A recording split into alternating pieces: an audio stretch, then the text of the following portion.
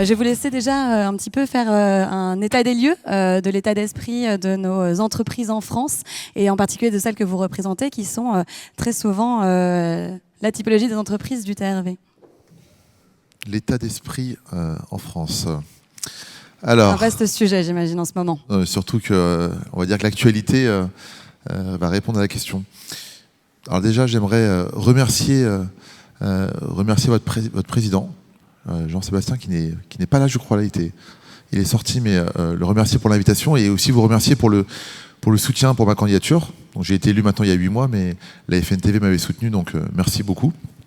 Et vous dire que pour répondre à la question, on est dans un moment politique qui est incroyablement lunaire. On a aujourd'hui un débat public qui se focalise sur des sujets qui sont complètement déconnectés des grands enjeux de l'économie, c'est-à-dire créer l'emploi, accompagner les transformations de la société, la transition énergétique, la transition numérique. Et on a aujourd'hui des débats qui sont complètement déconnectés de ça. Et sur le terrain, des entrepreneurs qui, malgré ça, tous les jours, arrivent à répondre à leurs clients, qui arrivent à payer les salariés fin de mois, qui arrivent à créer de la valeur et qui arrivent au final à faire leur job. Pourquoi ? Parce que les entrepreneurs, on est résilients et on arrive, malgré les difficultés, à se projeter dans ce qu'il faut faire à chaque fois pour développer l'entreprise. Mais sauf que, à force d'avoir ces débats publics qui sont en train de tout le temps menacer de nouveaux impôts, de nouvelles taxes et d'un manque de visibilité, on voit aujourd'hui que l'état d'esprit devient de plus en plus, on va dire, difficile sur le terrain. Moi, j'étais hier dans l'Ain avec plus de 200 entrepreneurs. Ce soir, je suis à Dijon. On a plus de 800 entrepreneurs ce soir. Et je sens que ça devient de plus en plus difficile parce qu'on ne sait pas vers où on va. On ne sait pas globalement à quelle sauce on va être mangé pour ce budget. Et donc, il est important, il est capital qu'on soit entendu. Et donc ça, c'est le rôle de la CPME, c'est le rôle de, bien évidemment, de la FNTV aussi, mais la CPME sur, on va dire, des sujets plus transverses, donc fiscalité et tous les sujets qu'on est en train de voir arriver sur notre budget pour 2026. Et donc, on va devoir être très fort. On va devoir être très fort parce que on voit bien que le débat aujourd'hui, il est complètement irrationnel et que la seule parole encore rationnelle, c'est la parole de l'entrepreneur. C'est la parole de celui qui crée la valeur sur les territoires. C'est la parole de celui qui investit. La parole de celui qui embauche aujourd'hui et qui crée l'emploi. On est les derniers qui créent l'emploi. Et donc, il est important que nous, entrepreneurs, notre parole soit entendue. Ça veut dire quoi ? Ça veut dire aller dans les médias, se faire entendre auprès de nos députés, de nos sénateurs. C'est de s'assurer que cette dernière voix, encore rationnelle aujourd'hui en France, elle soit entendue et écoutée par nos parlementaires. Surtout qu'on va avoir une séquence actuellement budgétaire où 149.3, c'est globalement, tout va se jouer au Parlement. Donc tout va se jouer avec vos députés, vos sénateurs. Donc nous, on lance une action dès aujourd'hui d'ailleurs, on attendait d'être sûr que le gouvernement n'allait pas tomber. On lance une action auprès de tous les députés, tous les sénateurs. Dans les 3 prochaines semaines, on va aller voir tout le monde pour leur expliquer comment ça fonctionne une entreprise. Pour leur expliquer pourquoi, lorsqu'on revient sur les allègements de charges, on fragilise l'entreprise et on touche même à la capacité de l'entreprise à augmenter les salaires. Pour leur expliquer pourquoi il ne faut pas toucher au pacte du Dutreil. Et donc on va faire tout ça dans les 3 prochaines semaines. Et bien évidemment, sur les territoires, on associera, lorsque c'est possible, les personnes des fédérations pour aussi parfois avoir une composante sectorielle sur des sujets, on va dire, de filière. Donc c'est capital aujourd'hui parce que si on perd la capacité qu'ont les entrepreneurs demain à créer l'emploi, je pense qu'on va avoir une année 2026 qui va être très très compliquée. Alors, je sais que le temps est très limité, donc c'est vrai que oui. Faut pas faire un trop long monologue si on garde un petit temps pour on peut tout à fait revenir sur quelques points, notamment sur la partie allègement de charges. Vous l'avez dit, si on n'allège pas les charges, c'est notamment l'emploi qui va trinquer. Quelles mesures rapides on peut mettre en place pour redonner de l'air aux entreprises, surtout dans ce secteur de transport où la partie main-d'œuvre est très importante? Alors, je pense que sur le sujet des allègements de charges, on on a un vrai travail à faire pour expliquer à nos politiques, et même globalement dans le débat public, à quoi ça correspond. Parce que aujourd'hui, alors moi je fais de l'aide à domicile pour les personnes dépendantes, donc 90% de mes salariés sont entre 1 et 1,2 SMIC. Donc je peux vous dire que les allégements de charges, je vois très bien ce que ça fait. Et moi, ce que j'explique toujours, c'est il n'y a pas une caisse secrète dans l'entreprise où on a les allégements de charges qui tombent et on les met de côté pour se payer des dividendes. La réalité, c'est que le modèle économique de l'entreprise inclut l'allègement de charges et notre capacité à recruter tient au fait qu'on a des allégements de charges et que le coût du travail est adapté à ces niveaux de salaire. Moi, j'ai eu cette discussion avec Catherine Vautrin avant l'été. Au moment où ils m'ont dit qu'ils allaient peut-être revenir un petit peu sur les allégements de charges, parce que là, je ne sais pas si vous savez, mais pour l'instant, ils prennent 1,5 milliard sur les allégements de charges à peu près. Moi, je leur ai dit, si vous revenez sur les allégements de charges, c'est très simple. Nous, ce qu'on va dire à tout le monde, c'est le gouvernement fait la poche des salariés, parce que globalement, qu'est-ce qu'on va devoir faire, nous, entreprises? On pourra moins augmenter les salaires, parce qu'on va devoir compenser les augmentations de charges patronales dans les capacités d'augmentation de salaire. Et donc, en fait, on va juste dire qu'il n'y aura plus de NAO et que le gouvernement fait la poche des salariés. Et c'est ça la réalité.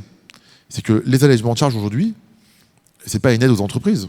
C'est juste ce qu'on a dû créer pour qu'on puisse recruter à ces niveaux de salaire, au niveau de qualification et par rapport au prix qu'on peut facturer aux clients.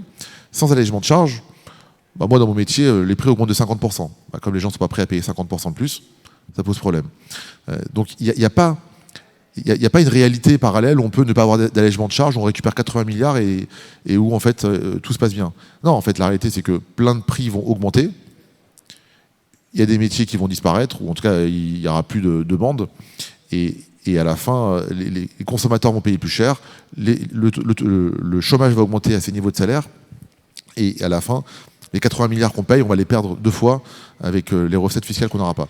Donc les allègements de charges, c'est un sujet majeur sur lequel il faut expliquer et bien faire comprendre que c'est pas un cadeau qui est fait aux entreprises, c'est véritablement en fait le coût du travail qui, s'il n'était pas revu, ne pourrait pas permettre aux entreprises de recruter. Après, si on prend un peu de recul sur le sujet du coût du travail, et ça c'est un sujet 2027, je pense qu'on doit sortir absolument de ce format qu'on a aujourd'hui qui est que c'est le travail qui paye tout le modèle social. En gros, on a 60% du modèle social qui est payé par le travail, c'est quasiment 500 milliards qu'on prélève sur les entreprises et les salariés.